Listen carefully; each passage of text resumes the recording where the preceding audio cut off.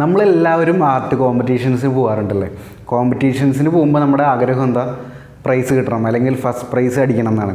അപ്പോൾ ഡ്രോയിങ് അല്ലെങ്കിൽ painting competitions പോകുമ്പോൾ നിങ്ങളെ പ്രൈസ് കിട്ടാനായിട്ട് ഹെൽപ്പ് ചെയ്യുന്ന 10 സീക്രട്സ് ആണ് നമ്മൾ ഇന്നത്തെ വീഡിയോ തുടങ്ങുന്നതിന് മുമ്പ് ഒരു കാര്യം നിങ്ങളുടെ അടുത്ത് ഷെയർ ചെയ്യാനായിട്ട് ആഗ്രഹിക്കുകയാണ്. നമ്മുടെ യൂട്യൂബ് വ്യൂവറും സബ്സ്ക്രൈബറായ അഭിനന്ദ് ഹരിദാസൻ കോഴിക്കോട് IHRD കോളേജ് വെച്ച് നടത്തിയ ആർട്ട് ഫെസ്റ്റിന് പെയിൻറ്റിങ്ങിലും ഡ്രോയിങ്ങിലും ഫസ്റ്റ് പ്രൈസ് അടിച്ചിരിക്കുകയാണ്. അപ്പോൾ എല്ലാവരും അഭിനന്ദിനൊരു കൺഗ്രാറ്റ്സ് കൊടുക്കണം. വളരെയധികം സന്തോഷമുണ്ട് നിങ്ങൾ ഇതുപോലെ കോമ്പറ്റീഷൻ പോകുന്നതിലും പ്രൈസ് അടിക്കുന്നതിലൊക്കെ. അപ്പോൾ അഭിനന്ദ് എൻ്റെ അടുത്ത് ചാറ്റ് ചെയ്തപ്പോൾ ഇങ്ങനെയുള്ള കാര്യം കൂടി സംസാരിച്ചിട്ടുണ്ടായിരുന്നു. ഞാൻ ഈ കാര്യം എൻ്റെ കഴിഞ്ഞ ലൈവിൽ വ്യൂവേഴ്സിൻ്റെ അടുത്ത് പറഞ്ഞപ്പോൾ ഒരുപാട് പേര് റിക്വസ്റ്റ് ചെയ്തു കോമ്പറ്റീഷൻ പോകുമ്പോൾ ശ്രദ്ധിക്കേണ്ട കാര്യങ്ങൾ ഒരു വീഡിയോ ഒക്കെ ചെയ്യാമെന്ന്. അതുകൊണ്ടാണ് ഞാൻ ഈ വീഡിയോ പ്രിപ്പയർ ചെയ്യുന്നത്. ഞാനൊരു 4ാം ക്ലാസ് മുതൽ ആക്റ്റീവായിട്ട് എല്ലാ കോമ്പറ്റീഷനും പോകുമായിരുന്നു. ഞാൻ പഠിക്കുന്ന സമയത്തൊക്കെ ഒരുപാട് കോമ്പറ്റീഷൻ ഉണ്ടായിരുന്നു. അപ്പോൾ അത്രയും ഇല്ല, എന്നാലും ഇപ്പോൾ നമ്മുടെ കുട്ടികളൊക്കെ അല്ലെങ്കിൽ നമ്മുടെ അനിയന്മാരും അനിയത്തിമാരും നമ്മുടെ കസിൻസൊക്കെ കോമ്പറ്റീഷൻസിന് പോകാറുണ്ട്. അപ്പോൾ അവർക്കൊക്കെ വേണ്ടിയിട്ടുള്ളതാണ് ഈ 10 സീക്രട്സ്. അപ്പോൾ നിങ്ങൾ തീർച്ചയായിട്ടും കുട്ടികളൊക്കെ ഉണ്ടെങ്കിൽ ഈ വീഡിയോ എല്ലാവർക്കും കാണിച്ചു കൊടുക്കണം. അപ്പോൾ നമുക്ക് ഈ കോമ്പറ്റീഷൻ പോകുമ്പോൾ വിൻ ചെയ്യാനുള്ള 10 സീക്രട്സ് എന്തൊക്കെയാണെന്ന് നോക്കാം.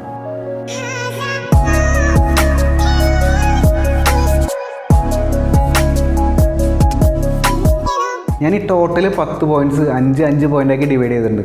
5 പോയിൻ്റ് കോമ്പറ്റീഷന് മുമ്പ് ശ്രദ്ധിക്കേണ്ട കാര്യങ്ങളും 5 പോയിൻ്റ് കോമ്പറ്റീഷൻ ടൈമിൽ, അതായത് ആ ഹാളിൻ്റെ ഉള്ളിൽ ഇരിക്കുമ്പോൾ ശ്രദ്ധിക്കേണ്ട കാര്യങ്ങളുമാണ്. അപ്പോൾ ആദ്യത്തെ 5 പോയിൻ്റ് ഏതൊക്കെയാണെന്ന് നമുക്ക് നോക്കാം. കോമ്പറ്റീഷന് മുമ്പ് ശ്രദ്ധിക്കേണ്ട കാര്യങ്ങൾ എന്തൊക്കെയാണ്? First point, rules and regulations വായിച്ച് മനസ്സിലാക്കുക. കോമ്പറ്റീഷൻ എന്തിനെക്കുറിച്ചുള്ളതെന്ന് കറക്റ്റായിട്ട് മനസ്സിലാക്കാം. ഇപ്പോൾ ഒരു എക്സാമ്പിൾ പറയുകയാണെങ്കിൽ ഓഗസ്റ്റ് 15 ഒരു കോമ്പറ്റീഷൻ നടക്കുകയാണ്. അപ്പോൾ ടൈം 2 മണിക്കൂറാണ്. ഇപ്പോൾ 1 മണി മുതൽ 2-3 മണി വരെയാണ് ടൈം. അപ്പോൾ അതിൽ കുറേ റൂൾസ് ആൻഡ് റെഗുലേഷൻസ് ഉണ്ടാവും. പേപ്പർ അവിടെ നിന്ന് തരും. ഇപ്പോൾ നിങ്ങൾ വാട്ടർ കളർ ആണെങ്കിൽ വാട്ടർ കളർ വീട്ടിൽ നിന്ന് കൊണ്ടുവരണം, ഇങ്ങനെയുള്ള കാര്യങ്ങളൊക്കെ ഉണ്ട്. അതൊക്കെ നേരത്തെ നമ്മൾ വായിച്ച് മനസ്സിലാക്കണം. അതപ്പോൾ ഈ കോമ്പറ്റീഷന് വേണ്ടി പ്രിപ്പയർ ചെയ്യേണ്ടി നമ്മൾ അതൊക്കെ ഒരുപാട് ഹെൽപ്പ് ചെയ്യും. പിന്നെ അതിലൊരു ക്ലൂ നമുക്ക് കിട്ടും, അതാണ് ഒരു സീക്രട്ട്. ഇപ്പോൾ ഓഗസ്റ്റ് 15 ഒരു കോമ്പറ്റീഷൻ നടക്കുകയാണെങ്കിൽ മിക്കവാറും അതിൻ്റെ സബ്ജക്റ്റ് തരുന്നത് സ്വാതന്ത്ര്യ ദിനവുമായിട്ട് ബന്ധപ്പെട്ട സബ്ജക്റ്റ് ആയിരിക്കും. ഇപ്പോൾ ഒരു ഫോറസ്റ്റ് ഡിപ്പാർട്ട്മെൻറ്റ് നടത്തുന്നൊരു കോമ്പറ്റീഷൻ എന്ന് വിചാരിക്കും. അപ്പോൾ ഫോറസ്റ്റുമായിട്ട് ബന്ധപ്പെട്ട എന്തെങ്കിലും ടോപ്പിക്കായിരിക്കും തരാം. അപ്പോൾ പോലീസ് ഡിപ്പാർട്ട്മെൻറ്റ് നടത്തുന്ന സാധാരണ കോമ്പറ്റീഷനൊക്കെ ഈ ട്രാഫിക് റൂൾസ് അല്ലെങ്കിൽ ബോധവൽക്കരണം അതുപോലത്തുള്ള എന്തെങ്കിലും ടോപ്പിക്കായിരിക്കും തരാം.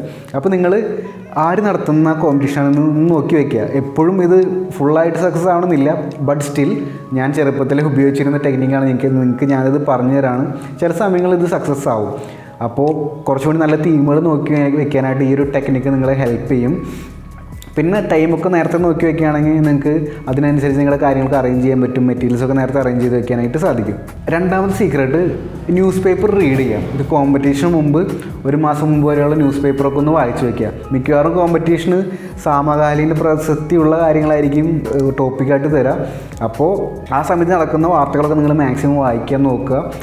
അപ്പോൾ അതിൻ്റെ പിക്ചേഴ്സൊക്കെ നോക്കുക. പത്രത്തിൽ വാർത്ത വരുമ്പോൾ പിക്ചേഴ്സ് ഉണ്ടാവില്ല. ഇപ്പോൾ നിങ്ങളുടെ ഫേസ്ബുക്ക് വായിക്കണമെങ്കിൽ ഫേസ്ബുക്കിൽ എന്തെങ്കിലും ന്യൂസ് വരുമ്പോൾ പിക്ചേഴ്സൊക്കെ ഉണ്ടല്ലോ, അതൊക്കെ ഒന്ന് സേവ് ചെയ്ത് വയ്ക്കാനായിട്ട് ശ്രമിക്കുക. അപ്പോൾ അത് നോക്കി വെച്ചാൽ കുറച്ചും കൂടി ഹെൽപ്ഫുൾ ആയിരിക്കും. അതായത് ടോപ്പിക്കിനോട് നമ്മൾ കുറച്ചും കൂടി അടുക്കും. അപ്പോൾ അതൊക്കെ നോക്കി വയ്ക്കാൻ വളരെ നല്ലതാണ്.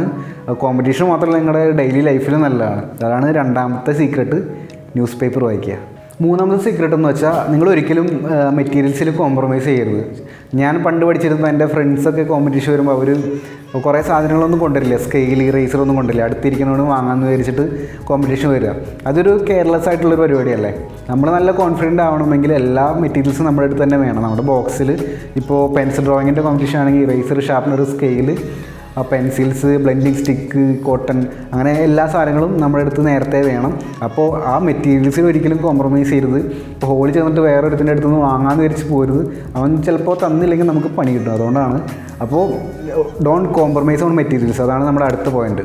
നാലാമത്തെ പോയിന്റ്, ഞാൻ എപ്പോഴും പറയണ പോലെ പ്രാക്ടീസ് ചെയ്യുക. കോമ്പറ്റീഷന് മുമ്പ് നിങ്ങൾ നല്ല രീതിയിൽ പ്രാക്ടീസ് ചെയ്ത് വയ്ക്കുക.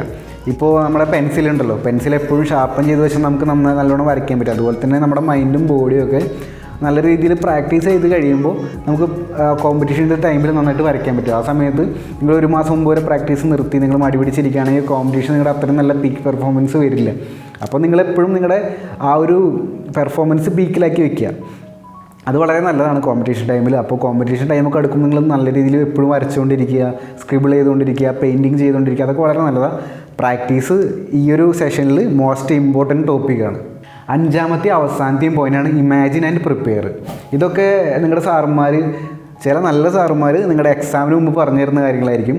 അവരിങ്ങനെ പറഞ്ഞുതരാം, എക്സാമിന് മുമ്പ് നമ്മൾ തലേദിവസം, എക്സാമിൻ്റെ തലേദിവസം അല്ലെങ്കിൽ 2 ദിവസം മുമ്പൊക്കെ നമ്മൾ മനസ്സിൽ എക്സാം നടക്കണതായിട്ട് സങ്കല്പിക്കണം. എന്നിട്ട് നമ്മൾ എക്സാം എഴുതണതും ആ ക്വസ്റ്റ്യൻ എന്തൊക്കെ വരുന്നതെന്ന് സങ്കല്പിച്ചിട്ട് ഉത്തരങ്ങളൊക്കെ മനസ്സിൽ ഇങ്ങനെ വായിച്ച് നോക്കണം.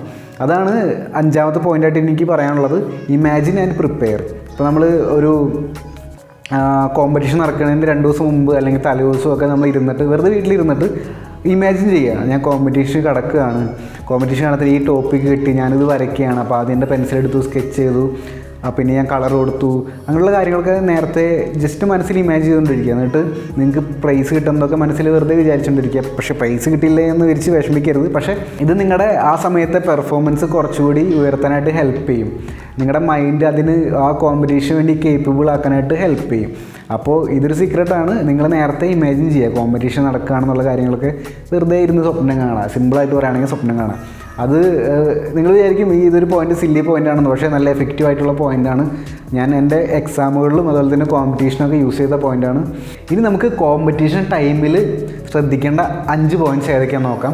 കോമ്പറ്റീഷൻ ടൈമിൽ നമ്മൾ എപ്പോഴും നീറ്റായിട്ടിരിക്കണം. അതിന് വേണ്ടിയിട്ട് ആദ്യത്തെ പോയിൻ്റ് എന്ന് വെച്ചാൽ വാട്ടർ ബോട്ടിൽ, അതുപോലെ ഒരു പീസ് പേപ്പർ, വൈറ്റ് പേപ്പർ, ഒരു ടിഷ്യൂ പേപ്പർ, ഇത്രയും സാധനങ്ങൾ നമ്മൾ മറക്കാതെ നമ്മുടെ ബാഗിൻ്റെ ഉള്ളിൽ വെക്കണം. വാട്ടർ ബോട്ടിൽ എന്താണെന്ന് വെച്ചാൽ നമുക്ക് ദാഹിക്കുമ്പോൾ വെള്ളം കുടിക്കാനായിട്ട്, അല്ലെങ്കിൽ നമ്മൾ ടെൻഷൻ ആവാതിരിക്കാനായിട്ട് നമ്മളെ ഹെൽപ്പ് ചെയ്യും.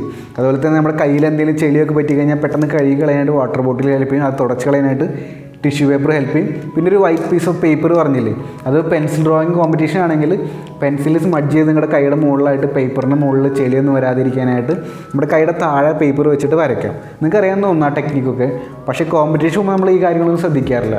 പക്ഷേ ഇങ്ങനത്തെ കാര്യങ്ങൾ ശ്രദ്ധിച്ച് നമ്മുടെ വരച്ച് കിട്ടുന്ന ഫൈനൽ പേപ്പർ വളരെ നീറ്റായിരിക്കും. ജഡ്ജസ് അവസാനം എന്താ കാണും, നിങ്ങളുടെ ഫേസോ നിങ്ങളുടെ ചരിത്രമൊന്നും ജഡ്ജസ് നോക്കിയില്ല. ജഡ്ജസിന് ആകെ കിട്ടുന്ന ഒരു പീസ് ഓഫ് പേപ്പർ നിങ്ങളുടെ ആർട്ട് വർക്കാണ്. അപ്പോൾ എത്രയും നീറ്റാകാൻ വേണ്ടി അത്രയും നിങ്ങൾ ആർട്ട് വർക്ക് നീറ്റാക്കുക. അപ്പോൾ പ്രൈസ് കിട്ടാനുള്ള ചാൻസസ് കൂടും. അപ്പോൾ ഇത് മറക്കാതിരിക്കുക. വാട്ടർ ബോട്ടിൽ, ഒരു white piece of paper, tissue.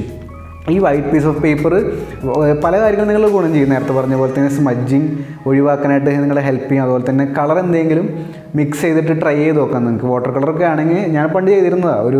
ഒരു ചാർട്ട് പേപ്പറിൻ്റെ പീസ് കൊണ്ടുപോകും, എന്നിട്ട് പേപ്പറിലേക്ക്, അതായത് കോമ്പറ്റീഷൻ വരയ്ക്കുന്ന പേപ്പറിലേക്ക് അപ്ലൈ ചെയ്യുന്നതിനൊക്കെ മുമ്പ് നമ്മൾ വിചാരിച്ച കളറാണ് കിട്ടിയെന്ന് അറിയാൻ വേണ്ടിയിട്ട് ജസ്റ്റ് ഒരു വെള്ള പേപ്പർ നമ്മുടെ കയ്യിലുള്ള പേപ്പറിൽ ഒന്ന് ടച്ച് ചെയ്ത് നോക്കും. കളറിൻ്റെ ഇൻറ്റൻസിറ്റി കുറയുന്നുണ്ടോ അതൊക്കെ നമുക്ക് ചെക്ക് ചെയ്യാനായിട്ട് ഈ ഒരു മെത്തേഡ് നിങ്ങളെ ഹെൽപ്പ് ചെയ്യും. 2ാമത്തെ പോയിൻ്റ്, കോമ്പറ്റീഷൻ കയറി അതിൻ്റെ ഹോളിൽ ഉള്ളിൽ ഇരുന്ന് കഴിഞ്ഞാൽ നമുക്കൊരു തീം കിട്ടും. അപ്പോൾ കുറച്ച് സമയം എടുക്കുക തീം മനസ്സിലാക്കാനായിട്ട്. ആ തീം ഫുള്ളായിട്ട് മനസ്സിലാക്കി കഴിഞ്ഞിട്ട് മാത്രമേ നിങ്ങൾ ഡ്രോ ചെയ്യാൻ പാടുള്ളൂ. ചിലർ സമയമില്ല എന്നൊക്കെ വിചാരിച്ചിട്ട് പെട്ടെന്ന് വരയ്ക്കാൻ തുടങ്ങും. പെട്ടെന്ന് വരച്ചിട്ട് വരയ്ക്കുന്ന സമയത്ത് നമുക്ക് എന്തെങ്കിലും കണ്ടുപിടിക്കാൻ വരച്ച് വരച്ചു കൊടുക്കുമ്പോഴേക്കും മൊത്തം കൊള്ളാവും.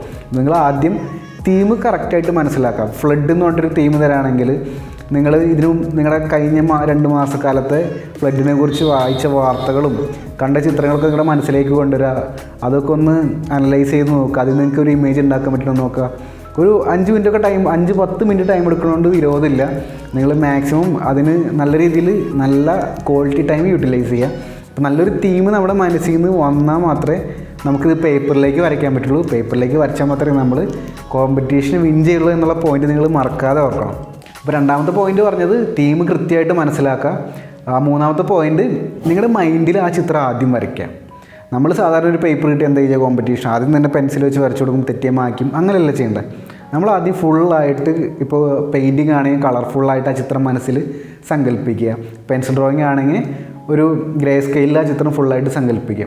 എന്നാൽ മാത്രമേ നമുക്കത് പേപ്പറിലേക്ക് വരയ്ക്കാൻ സാധിക്കുകയുള്ളൂ. ഇമാജിനേഷൻ ആർട്ടിൽ വളരെയധികം ഇമ്പോർട്ടൻ്റ് ആയിട്ടുള്ള കാര്യമാണ്. അതുകൊണ്ട് ഞാൻ വീണ്ടും ഈ ഒരു ടോപ്പിക്ക് പറയുന്നത്. അപ്പോൾ ഇമാജിൻ ചെയ്യുക, നമ്മൾ എന്താ വരയ്ക്കാൻ പോകണമെന്ന് നേരത്തെ ഇമാജിൻ ചെയ്യുക, പ്ലാൻ ചെയ്യുക, നല്ല രീതിയിൽ വരയ്ക്കാനായിട്ട് ശ്രമിക്കുക. അടുത്ത ടോപ്പിക്ക്, നമ്മുടെ ആദ്യത്തെ പേപ്പർ നമ്മൾ ആദ്യം ടച്ച് ചെയ്യുമ്പോൾ ഒരു സ്കെച്ചാണ് ചെയ്യുക. അപ്പോൾ ആ സ്കെച്ച് എന്ത് പെർഫെക്റ്റ് ആയിട്ട് ചെയ്യുക. ചിലർ കളറിങ് ഒക്കെ ആണെങ്കിൽ ചിലർ ആദ്യം വിചാരിക്കും സ്കെച്ചിങ് മോശമായാലും കുഴപ്പമില്ല, കളറിങ് നമുക്ക് പിടിക്കാമെന്ന്. പക്ഷേ സ്കെച്ചിങ് മോശമായി നിങ്ങളുടെ കളറിങ്ങും മോശം. അപ്പോൾ ആദ്യത്തെ സ്റ്റെപ്പ് നീറ്റായിട്ട് നിങ്ങൾ എടുത്തു വെക്കണം. ഇപ്പോൾ നമ്മളൊരു വീട് പണിയുമ്പോൾ തറ മര്യാദയ്ക്ക് കെട്ടിയാൽ മാത്രമേ വീടിൻ്റെ മുകളിലോട്ട് നമുക്ക് നല്ല രീതിയിൽ കെട്ടാൻ പറ്റുള്ളൂ. അതുപോലെ തന്നെ സ്കെച്ചിങ് ഒരു ബേസിക് എലമെൻറ്റാണ് നമ്മുടെ ആർട്ട് മേക്കിംഗ് പ്രോസസ്സിൽ. അപ്പോൾ സ്കെച്ചിങ് നിങ്ങൾ നന്നായിട്ട് ചെയ്യുക. അതിന് കുറച്ച് നല്ല ക്വാളിറ്റി ടൈം നിങ്ങൾ സ്പെൻഡ് ചെയ്യുക. സ്കെച്ചിങ് ഫൈനലൈസ് ചെയ്ത് കഴിഞ്ഞിട്ട് മാത്രമേ നിങ്ങൾ ഒരു ഷെയ്ഡിങ് അല്ലെങ്കിൽ പെയിൻറ്റിങ് പ്രോസസ്സിലേക്ക് പോകാനായിട്ട് പാടുള്ളൂ. അപ്പോൾ സ്കെച്ചിങ് ഒരു ഇമ്പോർട്ടൻറ്റ് പ്രോസസ്സാണ്, അത് നിങ്ങൾക്ക് ക്വാളിറ്റി ആയിട്ട് തന്നെ ചെയ്യണം. അഞ്ചാമത്തെ point composition, perspective, colour or shade. ഇതിൽ നിങ്ങൾ നല്ല രീതിയിൽ ശ്രദ്ധിക്കണം. കോമ്പോസിഷൻ എന്ന് പറഞ്ഞാൽ ഒരു പിക്ചറിൽ ഒരു തീം നമുക്ക് തരുമ്പോൾ നമുക്ക് ഒരുപാട് ഇമേജസ് നമ്മുടെ മൈൻഡിൽ വരും. അതൊക്കെ നമ്മുടെ പേപ്പറിൽ എവിടെയൊക്കെ കൊണ്ടുവന്ന് വെക്കണം. അതാണ് കോമ്പോസിഷൻ. ഫ്ലഡ് എന്നുള്ളൊരു ടോപ്പിക്ക് തരാണെങ്കിൽ ഫ്ലഡിൽ നമ്മുടെ മൈൻഡിൽ കുറേ സാധനങ്ങൾ വരും. വഞ്ചിയിൽ ഒരാൾ തുഴഞ്ഞു പോകുന്നത്, മരങ്ങൾ വെള്ളത്തിൽ മുങ്ങി നിൽക്കുന്നത്, വീട് വെള്ളത്തിൽ പകുതി മുങ്ങി നിൽക്കുന്നത്, ആൾക്കാർ വെള്ളത്തിൽ ഒഴുകി പോണത്, അതൊക്കെ ഒരുപാട് ഇമേജസ് വരും. അതൊക്കെ പേപ്പറിൽ ഏതൊക്കെ ഭാഗങ്ങളിൽ വെക്കണം എന്നുള്ളത് കോമ്പോസിഷൻ. ആ കോമ്പോസിഷൻ നിങ്ങൾ കറക്റ്റായിട്ട് ആദ്യം പ്ലാൻ ചെയ്യണം. സ്കെച്ച് ചെയ്യുമ്പോഴും കോമ്പോസിഷൻ കറക്റ്റായിട്ട് നിങ്ങൾ യൂസ് ചെയ്യണം. പെർസ്പെക്റ്റീവ് എന്ന് പറയുമ്പോൾ ദൂരേക്ക് പോകുന്നതോറും വസ്തുക്കൾ ചെറുതായി വരും, അതിൻ്റെ കളേഴ്സ് ഡിമ്മായിട്ട് വരും. അടുത്ത് നിൽക്കുന്ന വസ്തുക്കളുടെ കളേഴ്സ് നല്ല ഇൻറ്റൻസി ആയിരിക്കും, നല്ല ലൈറ്റ് ആൻഡ് ഷേഡൊക്കെ ഉണ്ടാവും. ദൂരെ പോകുമ്പോൾ അത്ര ഇൻറ്റൻസ് ആയിരിക്കില്ല. അതാണ് പെർസ്പെക്റ്റീവ്. നിങ്ങൾക്ക് അറിയാമെന്ന് തോന്നുന്നു. പെർസ്പെക്റ്റീവ് എന്ന് വെച്ചാൽ റെയിൽപാളത്തിൻ്റെ എക്സാമ്പിളൊക്കെ കാണിച്ച് നമ്മൾ സംസാരിക്കാറുണ്ട്. റെയിൽപാളം പാരലാണെങ്കിലും നേരെ നോക്കുമ്പോൾ അത് ഒറ്റ പോയിന്റിലേക്ക് പോകുന്നതായിട്ട് തോന്നും. അതാണ് സിമ്പിൾ പെർസ്പെക്റ്റീവിന് ഉദാഹരണം. നിങ്ങൾ വരയ്ക്കുമ്പോൾ നിങ്ങളുടെ പിക്ചറിൽ പെർസ്പെക്റ്റീവ് ഉണ്ടാകുന്ന നോക്കുക. അടുത്തിരിക്കുന്ന ആൾക്കാരൊക്കെ വലുതും ദൂരെ നിൽക്കുന്ന ആൾക്കാരൊക്കെ ചെറുതാണ് നോക്കുക. പെർസ്പെക്റ്റീവ് ഉണ്ടെങ്കിൽ മാർക്ക് ഇടുന്ന ആൾക്ക് തോന്നും ഇവനെന്തോ ഡ്രോയിങ് പഠിച്ചിട്ടുണ്ട്, ഇവന് പെർസ്പെക്റ്റീവിനെ കുറിച്ചൊക്കെ അറിയാൻ തോന്നും. നമുക്ക് കൂടുതൽ മാർക്ക് കിട്ടാനുള്ള സാധ്യതയുണ്ട്. അപ്പോൾ പെർസ്പെക്റ്റീവ് മറക്കാതിരിക്കുക, കോമ്പോസിഷൻ മറക്കാതിരിക്കുക. കോമ്പോസിഷൻ എന്ന് പറഞ്ഞാൽ നമ്മുടെ പിക്ചറിൽ ഏതൊക്കെ എലമെൻറ്റ്സ് എവിടെയൊക്കെ വരുന്നതാണ്. പെർസ്പെക്റ്റീവ് എന്ന് പറഞ്ഞാൽ ആ വലുപ്പ വ്യത്യാസമാണ്. നമ്മൾ എവിടെ നിന്നാണ് നോക്കുന്നത്, ആ നോക്കുന്നതിൻ്റെ ദിശ എങ്ങനെയാണ്, അതിനനുസരിച്ചിട്ട് വസ്തുക്കളുടെ വലിപ്പ വ്യത്യാസം എങ്ങനെയായിരിക്കും, കളേഴ്സിനുള്ള വ്യത്യാസം എങ്ങനെയായിരിക്കും. അടുത്ത പോയിൻ്റ് കളേഴ്സ് അല്ലെങ്കിൽ ഷെയ്ഡാണ്. അതായത് ഞാൻ നേരത്തെ പറഞ്ഞ പോലെ തന്നെ മെയിൻ ഒബ്ജക്റ്റ് നിങ്ങൾ നല്ല ടൈം എടുത്ത് ഷെയ്ഡ് ചെയ്ത് അല്ലെങ്കിൽ നല്ല രീതിയിൽ കളർ കൊടുത്ത് നല്ല രീതിയിൽ ഫിനിഷ് ചെയ്യുക. ബാക്കിലോട്ട് പോകുന്നതല്ല, അതായത് ആ പേപ്പറിൻ്റെ ഏറ്റവും അറ്റത്തുള്ള ദൂരം മലകളും കാടും അതൊക്കെയാണെങ്കിൽ നിങ്ങൾ ഇൻറ്റൻസിറ്റി കുറച്ച് ചെയ്യാം. അപ്പോൾ ഒരു അറ്റ്മോസ്ഫിയർ പെർസ്പെക്റ്റീവ് കിട്ടും. ആ ഒരു പിക്ചറിൻ്റെ ഉള്ളിലേക്ക് നമ്മൾ നോക്കണ പോലത്തെ ഒരു ഫീൽ കിട്ടും. അപ്പോൾ ഈ 3 പോയിന്റ് ശ്രദ്ധിക്കുക. എന്തൊക്കെയാണ്? പെർസ്പെക്റ്റീവ് ശ്രദ്ധിക്കുക, കോമ്പോസിഷൻ ശ്രദ്ധിക്കുക, കളറിങ് ഓർ ഷെയ്ഡിങ് ശ്രദ്ധിക്കുക. ഇതാണ് നമ്മുടെ 5 പോയിന്റ് കോമ്പറ്റീഷൻ ടൈമിൽ ശ്രദ്ധിക്കാനുള്ള 5 പോയിന്റ്. പിന്നെ കോമ്പറ്റീഷൻ ഞാൻ ഒബ്സർവ് ചെയ്യുന്ന ചില കാര്യങ്ങളാണ്. ഈ ജനലിൻ്റെ സൈഡിലൊക്കെ നമ്മൾ ഇരിക്കുകയാണെങ്കിൽ അവിടെ നിന്നുള്ള ആൾക്കാർ വന്ന് പല അഭിപ്രായങ്ങൾ പറയുന്നു. അത് നമ്മുടെ കസിൻസ് ആണെങ്കിലും നമ്മുടെ ഫ്രണ്ട്സ് ആണെങ്കിലും എന്തെങ്കിലും അഭിപ്രായം പറയും. അപ്പോൾ നമ്മുടെ മൈൻഡ് ഡീവിയേറ്റ് ചെയ്യാനായിട്ട് സാധ്യതയുണ്ട്. അതുകൊണ്ട് നിങ്ങൾ അങ്ങനെയുള്ള സിറ്റുവേഷൻസ് ഒഴിവാക്കാനായിട്ട് കുറച്ച് ഉള്ളിലോട്ടൊന്ന് മാറിയിരിക്കുക. നിങ്ങൾക്ക് പ്രൈവറ്റ് സ്പേസ് ആണ് ആവശ്യമെങ്കിൽ അങ്ങനെയുള്ള സ്പേസ് ആദ്യം തിരഞ്ഞെടുക്കുക. എവിടെ പോയി ഇരിക്കണം എന്ന് കൂടി മനസ്സിലാക്കുക. അതാണ് നിങ്ങൾക്ക് ബോണസ് ആയിട്ടുള്ള സീക്രട്ട്. ഇപ്പോൾ ഇത്രയും കാര്യങ്ങൾ ശ്രദ്ധിക്കുക. പിന്നെ പ്രാക്ടീസ് ഒരിക്കലും മറക്കരുത്. പ്രാക്ടീസാണ് എല്ലാത്തിൻ്റെയും ബേസിക്. ഇത്രയും കാര്യങ്ങൾ ശ്രദ്ധിച്ച് നിങ്ങൾക്ക് കോമ്പറ്റീഷന് പ്രൈസ് കിട്ടാനുള്ള സാധ്യത വളരെ കൂടുതലാണ്. നിങ്ങളുടെ ഫ്രണ്ട്സിനും നിങ്ങളുടെ കസിൻസിനും നിങ്ങളുടെ കുട്ടികൾക്കും ഒക്കെ കോമ്പറ്റീഷൻ പോകുന്നുണ്ടെങ്കിൽ ഈ വീഡിയോ തീർച്ചയായിട്ടും ഷെയർ ചെയ്ത് കൊടുക്കുക. ഇനി നമ്മുടെ അടുത്ത വീഡിയോ ഒരു കുട്ടികൾക്ക് വേണ്ടി കാർട്ടൂൺ വരയ്ക്കുന്ന വീഡിയോ ആണ്. അപ്പോൾ നമ്മുടെ ചാനൽ ആദ്യമായിട്ട് കുട്ടികൾക്ക് വേണ്ടിയിട്ടൊരു വീഡിയോ വരാണ്. നമ്മുടെ ഇന്നത്തെ ഈ വീഡിയോ എല്ലാവർക്കും ഇഷ്ടപ്പെടുമെന്ന് വിചാരിക്കുന്നു. വീഡിയോ ഇഷ്ടപ്പെട്ട ചാനൽ സബ്സ്ക്രൈബ് ചെയ്യുക, ലൈക്ക് ചെയ്യുക, കമൻറ്റ് ചെയ്യുക, ഷെയർ ചെയ്യുക. അടുത്ത ദിവസം മറ്റൊരു വീഡിയോ ആയിട്ട് നമുക്ക് വീണ്ടും കാണാം. I stay loose, I stay hype. I stay loose, I stay hype. I stay loose, I stay hype.